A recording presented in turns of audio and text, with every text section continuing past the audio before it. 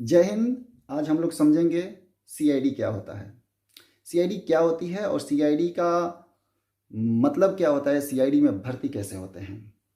CID एक ऐसा word जिसको सुनते ही जहन में खून उबलता है, जोश आता है। CID crime investigation department. इसका मतलब ये होता है कि क्राइम यानी कि जुर्म और इन्वेस्टिगेशन यानी कि जांच पड़ताल और डिपार्टमेंट मतलब विभाग, यानी कि जुर्म का, अत्याचार का, धोखाधड़ी का, क्राइम का, रेप का, मतलब हर किसी जुर्म से जुड़ी हुई चीज का जांच पड़ताल करने वाली विभाग को सीआईडी कहते हैं। अब आइए समझते हैं सीआईडी में भर्ती कैसे होते हैं। सीआईडी में भर्ती होने के लिए सबसे ज़रूरी चीज़ है, पहला तो इंडियन होना चाहिए, इंडियन आदमी होना चाहिए।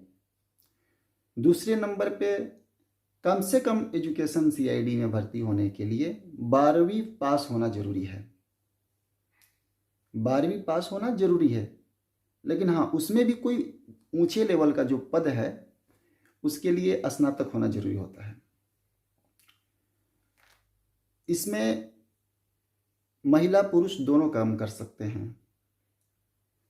इसमें जो लंबाई होती है, पुरुषों के लिए 165 सेंटीमीटर और महिलाओं के लिए 150 सेंटीमीटर रखा गया है। और उम्र की जहाँ तक बात है तो सीआईडी में भर्ती होने के लिए उम्र कम से कम 20 और ज़्यादा से ज़्यादा 27 साल होती है। और इसकी स्थापना हुई थी 1 अप्रैल 1906 को ही हो चुकी थी।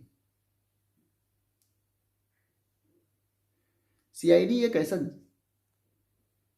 संस्था है, सीआईडी में भर्ती होने के लिए किसी राज्य, किसी स्टेट के पुलिस विभाग में भर्ती होना पड़ता है। वहीं से कुछ चुन करके ऑफिसर जो होते हैं, एक सीआईडी जो कोर कमेटी है उसमें जाते हैं।